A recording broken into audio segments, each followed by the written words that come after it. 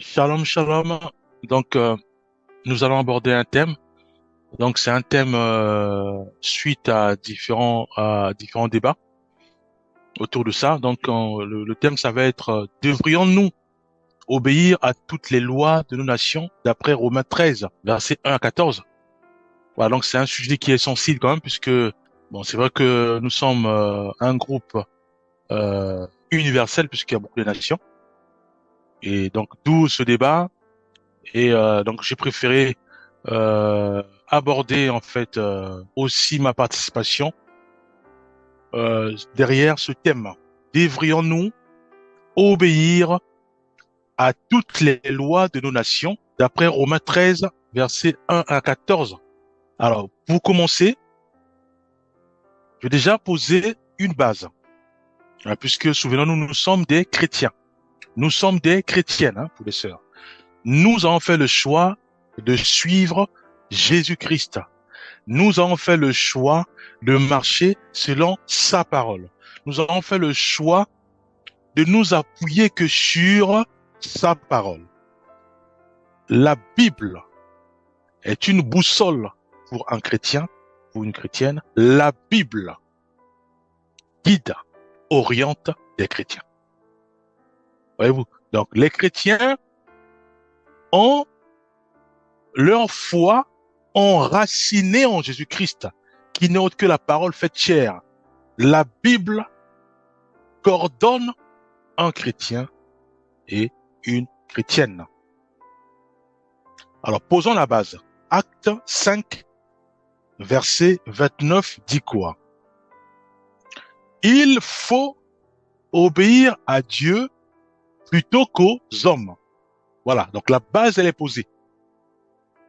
Parce que un chrétien ou une chrétienne n'obéit qu'à Dieu, n'obéit qu'à sa parole. Si la parole de Dieu me demande à moi d'aimer mon prochain comme moi-même, j'obéis à cette parole. Pourquoi? Parce que j'ai fait le choix radical de suivre uniquement Dieu, Jésus-Christ, qui me demande à moi d'aimer mon prochain comme moi-même, de véhiculer l'amour du prochain, d'aimer mes frères et mes sœurs sans distinction, de les aimer. C'est ce que la Bible me demande à moi de faire. Et moi, qui suis chrétien, moi qui suis chrétienne, je ne peux qu'obéir à la parole de Dieu. Pourquoi? Parce que ma foi est fondée sur Jésus-Christ, qui est la parole de Dieu faite chair. Voyez-vous? Alors, devrions-nous obéir à toutes les lois de nos nations d'après Romains 13, 1 à 14? Alors, pour rappel aussi, la plupart des nations, je dis bien la plupart, remontant euh, en 50 ans, 60 ans, 70 ans, la plupart des lois des nations étaient basées sur la Bible. Basées sur la Bible. C'est pour ça que vous allez retrouver tu ne tueras point, tu ne mentiras point, voilà, il n'y aura pas l'adultère. C'est les lois divines, bien aimé. La Bible, simplement. Tout est régorgé là-dedans. Donc c'est pour dire quoi? C'est pour dire que un chrétien ou une chrétienne qui fait de la parole de Dieu ses délices ne peut jamais violer les lois des nations.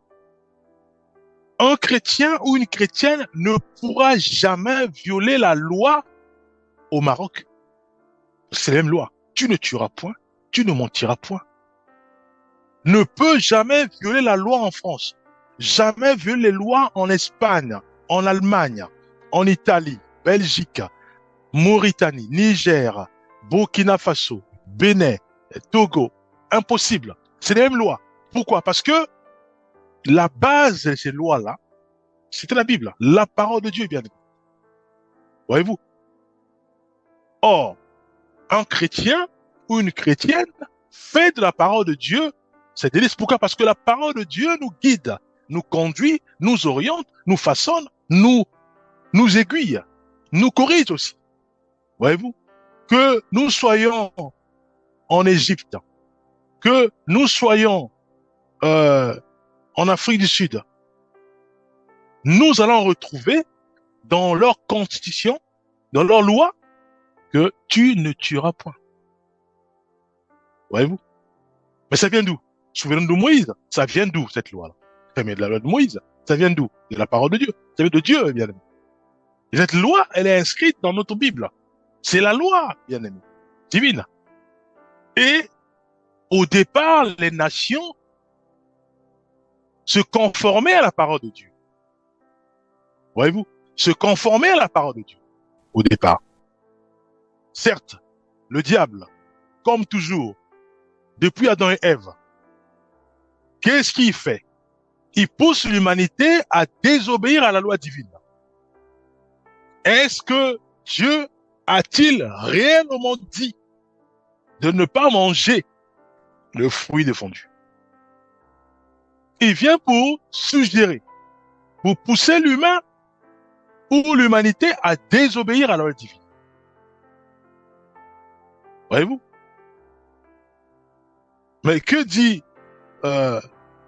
Daniel là, face à ces ruses du diable Satan, qui aime susciter, qui aime chuchoter, qui aime inciter les hommes comme des femmes à mettre des lois qui vont à l'encontre de la parole de Dieu. Prenons Daniel 3, verset 8. Non, avant ça, lisons quand même Romains 13. Qu'est-ce qu'il est dit dans Romains 13, 1? On va lire quand même. Je vais lire. Que toute personne soit soumise aux autorités supérieures, car il n'y a point d'autorité qui ne vienne de Dieu. Et les autorités qui existent ont été instituées de Dieu. C'est pourquoi celui qui s'oppose à l'autorité résiste à l'ordre que Dieu a établi. Et ceux qui résistent attireront une condamnation sur eux-mêmes. Ce n'est pas pour une bonne action, c'est pour une mauvaise, que les magistrats sont à redouter. Veux-tu ne pas craindre l'autorité? Fais le bien, et tu auras son approbation. Le magistrat est serviteur de Dieu pour tout bien. Mais si tu fais le mal, crains, car ce n'est pas en vain qu'il porte l'épée, étant serviteur de Dieu pour exercer la vengeance et punir celui qui fait le mal. Voilà, prenons une pause. Tout ça, c'est pour dire quoi? Pour dire que la base même, la magistrature, la base même des lois, elle était fondée sur la parole divine, sur la parole de Dieu. Voyez-vous, aujourd'hui, nous avons les Bibles. Donc, je dirais qu'elle était fondée sur la Bible. Aussi simple que ça. Voyez-vous, nous devons obéir aux autorités. Nous devons obéir aux lois qui sont promulguées par nos nations. Mais bien sûr, bien aimé, selon Romains 13, versets 1 à 14.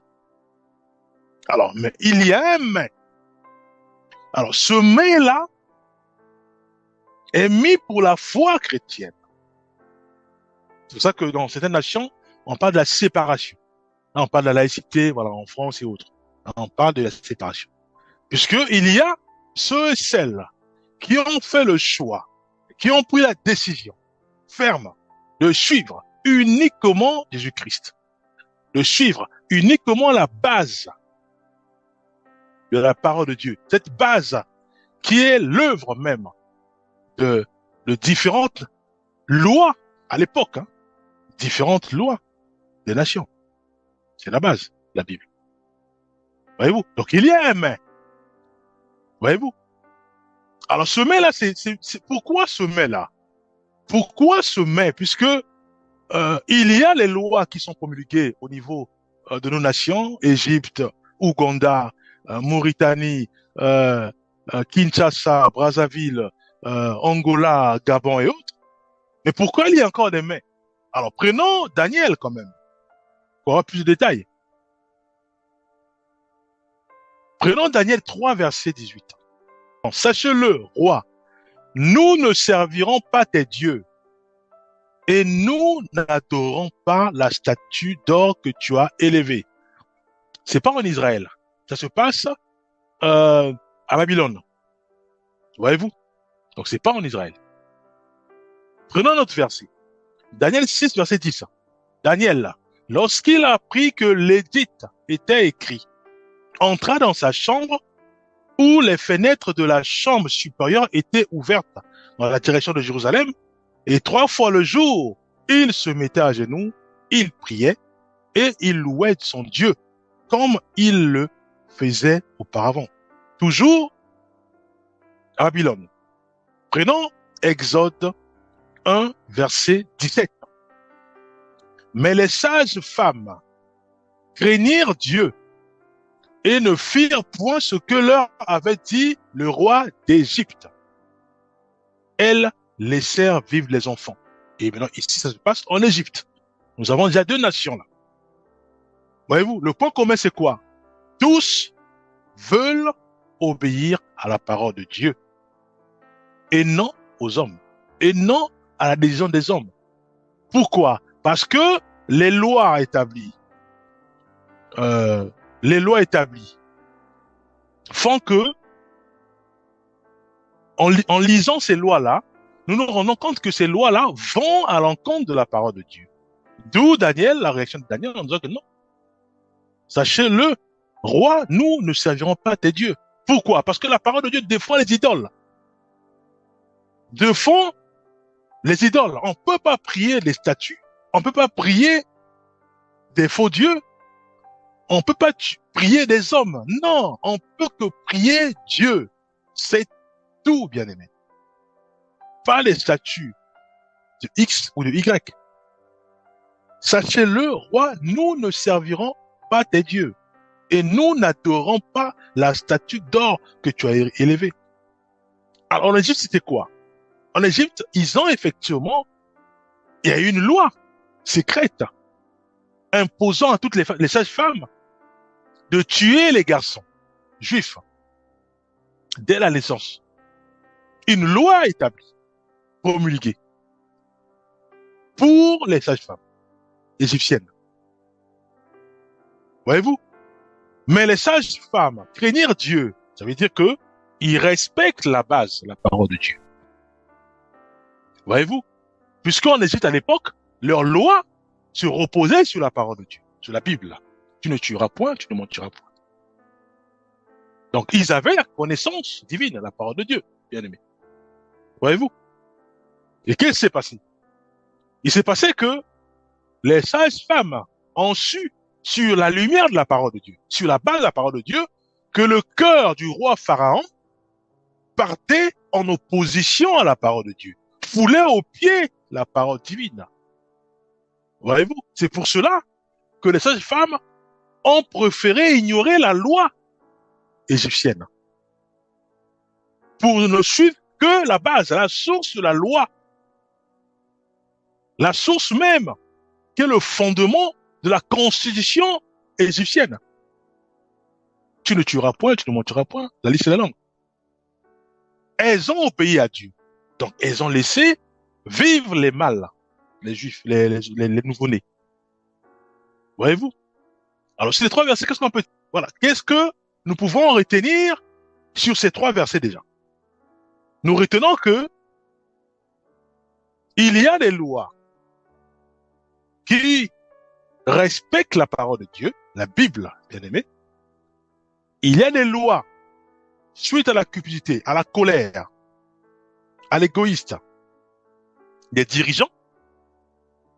Mais sans se rendre compte, ces lois-là, une fois promulguées, quand nous lisons les contenus de ces lois-là, nous apercevons que ces lois-là foulent au pied la loi divine, foulent au pied la parole de Dieu.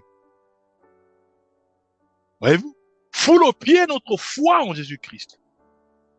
Alors, que devons-nous faire? Devons-nous appliquer ces lois-là ou pas? Nous avons lu dans Acte 5, verset 29. Qu'est-ce qu'il est dit? Pour les chrétiens, je parle, pour ceux et celles qui croient en Jésus-Christ. Il est dit, il faut obéir à Dieu plutôt qu'aux hommes. Voyez-vous? 1 Samuel 15, verset 22. Samuel dit, l'Éternel trouve-t-il du plaisir dans les holocaustes et les sacrifices comme dans l'obéissance à la voix de l'Éternel? Voici, l'obéissance vaut mieux que les sacrifices et l'observation de sa parole vaut mieux que la graisse des béliers. Cette parole, toutes les nations connaissent, puisque on parle de la Bible. Alors, s'il faut dater la Bible, mais ça fait des années. Luc 25 dit quoi? Luc 20, 25. Il leur dit, rendez donc à César ce qui est à César, et à Dieu ce qui est à Dieu. Voyez-vous? Et c'est ce qu'on appelle la séparation. En France, on parle de la laïcité. Séparation. Les choses de Dieu et les choses de l'État. C'est ce que Jésus-Christ nous rappelle. Alors, qu'est-ce qu'on peut en tirer? La loi, elle est promulguée. GDPR, PMA, il y a beaucoup de lois. Qu'est-ce qu'on fait? On applique la laïcité. On applique Luc 20, verset 25, qui nous demande à nous, simplement, rendez à César ce qui est à César, et à Dieu ce qui est à Dieu. À quel moment? C'est quand la loi n'obéit plus à la parole de Dieu. Quand la loi foule aux pieds la parole de Dieu. Quand la loi nous pousse à détester notre prochain de façon déguisée. Quand la loi nous pousse maintenant à manifester de la haine, jalousie, convoitise de façon déguisée. À ce moment-là, nous appliquons simplement Luc 20, verset 25. À Dieu, ce qui est à Dieu, et à César, ce qui est à César. Il n'y a pas d'ambiguïté. Il n'y a pas d'ambiguïté là-dedans. Nous avons fait notre choix qui consiste à nous baser sur la Bible, bien aimé. Pourquoi? Parce que un chrétien ou une chrétienne qui suit la Bible ne peut jamais être hors la loi au Maroc, en Égypte, Tanzanie, Mauritanie, Madagascar. Pourquoi? Parce que la Constitution même tire sa source dans la Bible. Un chrétien ne pourra jamais tuer, un chrétien ne pourra jamais voler, un chrétien ne pourra jamais faire du mal. Pourquoi? La Bible interdit le mal, bien aimé. Voyez-vous? D'où la réponse de Jésus-Christ. Dans Luc 20, 25. Rendez à César ce qui est à César. Et à Dieu ce qui est à Dieu. C'est tout. Voyez-vous? Alors, est-ce que, puisqu'on a entendu, on voit des débats, est-ce que je dois expérimenter, parce que la loi, elle est promulguée en Belgique, en Italie, par exemple. Est-ce que je dois essayer maintenant, moi qui suis une sœur, et essayer d'être en intimité avec une sœur parce que la loi, elle est sortie? Et donc, je dois le faire pour expérimenter, parce que j'ai la liberté de le faire, parce qu'il y a la loi. Mais non, bien aimé. Pourquoi? Parce que une chrétienne a ses principes. Mais ces principes sont régis, sont coordonnés, sont orientés selon la parole de Dieu, bien aimé. Est-ce que moi, homme, je peux maintenant essayer d'expérimenter, puisque la loi, elle est sortie, la loi d'homosexuel. Est-ce que je dois maintenant expérimenter, vivre aussi avec moi qui suis homme, vivre aussi avec un autre homme pour expérimenter, vu que on m'impose, j'ai la loi qui est sortie, donc la loi me couvre. Et donc, comme c'est la loi, je dois obéir à Romains 13, verset 1 à 14. Mais non, bien aimé, nous faisons erreur. Voyez-vous? Pourquoi? Mais parce que notre foi est basée sur Jésus-Christ. Notre foi est basée sur la parole de Dieu. Voyez-vous? Pourquoi expérimenter, déjà? Est-ce que la Bible te demande à toi d'expérimenter? Mais nullement. Non, bien aimé. Pourquoi le faire? Donc, il n'y a pas de débat. Pourquoi débattre sur ce sujet-là? Pourquoi débattre si nous connaissons notre identité? Notre camp, c'est quoi? C'est ça la bonne question. Avant de faire ce genre de débat, c'est notre camp, c'est quoi? Mais nous sommes de Dieu. Nous avons fait le choix. Le choix qui consiste à suivre Jésus-Christ comme notre maître, notre Seigneur, notre Sauveur, notre maître, notre modèle. Voyez-vous? Il n'y a pas d'ambiguïté. Voyez-vous? La loi, elle est promulguée au Gabon. Mais non, lisons la loi, examinons la loi. Est-ce que la loi foule aux pieds la parole de Dieu?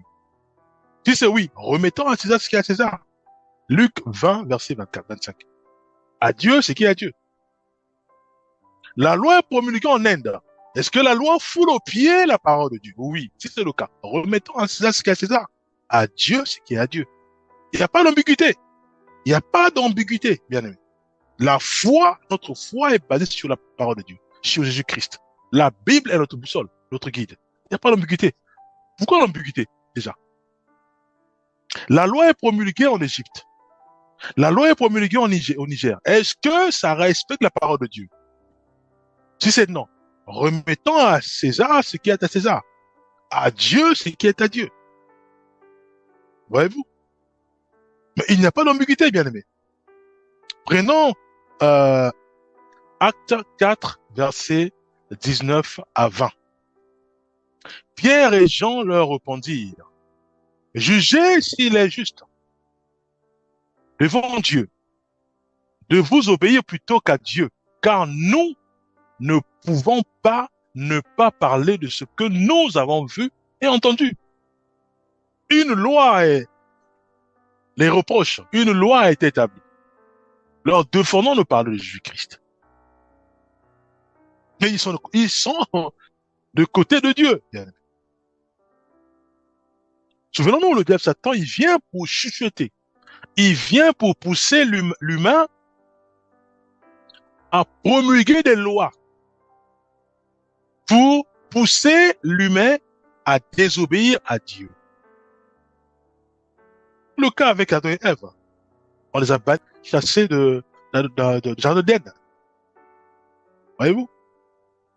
Le malin, il est là pour pousser l'humain à désobéir à la parole de Dieu, à promulguer des lois pour pousser l'humain à se détester dans la convoitise, dans les masturbations, dans l'impudicité, l'adultère. Voilà nous. Mais nous devons réaliser que nous avons fait notre choix qui consiste à marcher selon la parole de Dieu.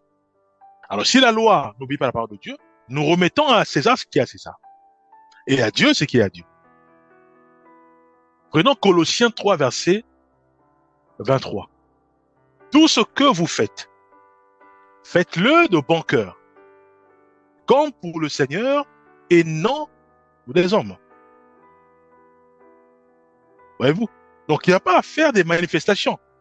Vous dites, voilà, il y a la loi de GPA, qui c'est contre la parole de Dieu, la loi homosexuelle, c'est contre la parole de Dieu. Il y a plusieurs lois. Non, bien aimé. La Bible nous demande à nous de faire, faites-le de bon cœur. Avec amour. Donc, il n'y a pas à attiser les débats, on appelle ça les manifestations, il n'y a pas à attiser des insultes. Non, bien aimé. Non, ça sert à rien. Voyez-vous? Nous devons simplement obéir à la parole de Dieu, marcher sur la parole de Dieu. Gloire à Dieu. Donc, obéissons à la foi de chacun de nous. Voyez-vous? Obéissons à je respecte mon frère, je respecte sa foi. Ça s'arrête là. Il n'y a pas à l'insulter, non. Moi, j'ai ma foi à moi, qui sont racines en Jésus-Christ. Moi, j'ai ma foi à moi, qui sont racines à la parole de Dieu, la Bible. Moi, j'ai ma foi à moi, qui sont racines réellement au Messie, au Sauveur. Maintenant, il faut maintenant examiner la loi. La loi est promulguée au Canada, par exemple. Je lis la loi. Est-ce qu'elle obéit à la parole de Dieu? Si c'est oui, gloire à Dieu, j'applique la loi. Calmement. La loi, elle est promulguée au Mexique. Je regarde. Est-ce que cette loi-là obéit à la parole de Dieu? Si c'est oui, gloire à Dieu. La loi, elle est promulguée au Pérou, Chili, Pologne, Russie, Israël. Est-ce que la loi a obéi à la parole de Dieu? C'est non. À César ce qui est à César et à Dieu ce qui est à Dieu. Voyez-vous? Donc, il n'y a pas d'ambiguïté là-dedans. Prenons Galates 5, verset 1. C'est pour la liberté que Christ nous a affranchis. Demeurez donc fermes et ne vous laissez pas mettre de nouveau de nouveau sous le joug de la servitude. Voyez-vous? Il y a la parole de Dieu qui est claire, qui est là. Pourquoi voulons-nous encore nous imbiber des lois humaines qui contredisent la parole de Dieu, qui foulent aux pieds la parole de Dieu, qui détestent la parole de Dieu? Bien aimé. Ça sert à rien. Prenons la loi, remettons à César ce qui est à César, et à Dieu ce qui est à Dieu. Puisque nous avons notre foi à nous, qui est basée sur Dieu. Voyez-vous? Hébreux 11, 23 dit quoi? C'est par la foi que Moïse, à sa naissance, fut caché pendant 3 mois par ses parents, parce qu'ils virent que l'enfant était beau et qu'ils ne craignirent pas l'édit du loi. Il y avait aussi une loi à l'époque de Moïse, qui consistait à faire quoi, cette loi-là? La loi consistait à tuer tous les nouveau-nés, juifs, les mâles. Est-ce que la loi allait dans le même sens que la parole de Dieu? Non. Est-ce que la loi qui consistait à tuer tous les nouveau-nés mâles, juifs, foulait au pied la parole de Dieu? Oui. Alors, devrions-nous appliquer cette loi-là? Nous qui sommes chrétiens, j'insiste bien. Nous qui avons fait le choix de suivre Jésus-Christ. Nous qui marchons selon la parole de Dieu. Mais à ce moment-là, Luc 10, 25 s'applique. Rendez à César ce qui est à César et à Dieu ce qui est à Dieu. Mais qu'est-ce qui s'est passé en réalité? Pour que le roi, non, c'était Hérode, Hérode puisse prendre cette loi pour tuer tous les premiers-nés mâles. Mais, bien aimé, souvenons-nous encore d'un inconnu, mais qui n'est pas un inconnu pour les chrétiens, bien aimés. Le diable Satan, il travaille dans l'ombre. Il travaille dans l'ombre. Mais dans quel but? Pousser l'humain à désobéir à la parole de Dieu. Il ne fait que ça depuis Adam et Ève. Il ne fait que ça. C'est ça le facteur X. C'est lui le facteur X. C'est lui l'inconnu. C'est lui qui vient pour suggérer à Hérode de désobéir à la loi qui dit « Tu ne tueras point ». Il l'a fait, puisqu'il est mort à l'époque de Moïse, avant qu'il, quand il était né, et il est mort. Voyez-vous? Donc il y a des lois qui ne sont plus basées sur la parole de Dieu, qui foulent au pied la parole de Dieu. Voyez-vous? Mais ces lois-là, est-ce que c'est Dieu qui les a inspirés? Mais la réponse, elle est rapide. Si c'est Dieu qui l'a inspiré, ça veut dire que ces lois-là doivent automatiquement s'intégrer pleinement dans la vision de la parole divine, la Bible. Mais cette loi-là n'intègre même pas, n'a pas sa place dans la Bible. La loi d'une nation, la loi des Comores, la loi du Pérou a du mal à s'intégrer dans la parole de Dieu, ça veut dire que cette loi n'est pas inspirée par Dieu. Cherchez pas, il n'y a pas d'ambiguïté, il n'y a pas d'ambiguïté. Si la loi a du mal à s'asseoir dans la Bible, cette loi n'est pas inspirée par Dieu. Alors, devons-nous manifester? Devons-nous... non. appliquant simplement Luc 20, verset 25.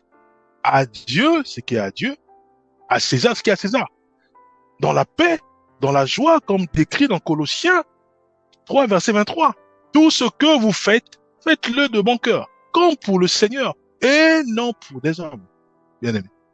Il n'y a pas d'ambiguïté. Voyez-vous? Donc, les débats, moi, je trouve que le mieux à faire, c'est d'abord de se poser la question. Est-ce que je suis de Dieu ou pas? Alors, qu'est-ce que Dieu me demande à moi? En tant que chrétien, en tant que chrétienne. Dieu me demande à moi de laisser la parole de Dieu me guider. De laisser la Bible m'orienter. De laisser la Bible m'instruire. Bien, mais qu'est-ce que nous faisons? Qu'est-ce que nous faisons? Fonçons, avalons la Bible. À ce moment-là, il est la sagesse de cerner, de discerner, de voir si cette loi promulguée au Togo est conforme à la parole de Dieu. La loi promulguée au Zimbabwe respecte la parole de Dieu. Bien. Nous devons lire la Bible. Bien. La Bible va toujours revenir. Nous devons lire la Bible. Lire la Bible, la méditer et la avaler complètement. Voyez-vous? Donc, nous allons prier. Père, nous te bénissons, nous te rendons grâce pour ton amour. Merci parce que c'est toi qui nous demande à nous, qui nous dit que je vous envoie en ce monde. Tu nous dis d'être prudent et d'être simple. Aide-nous, Père, à être prudent et aide-nous à être simple. Décimons-nous, Père, tout ce qui nous tire dans l'orgueil, dans la haine, dans la colère. Mais aide-nous, Père, à avoir nos regards fixés vers toi et à nous imprégner, à nous alimenter de ta parole. Au nom puissant de Jésus-Christ, nous avons ainsi prié. Amen.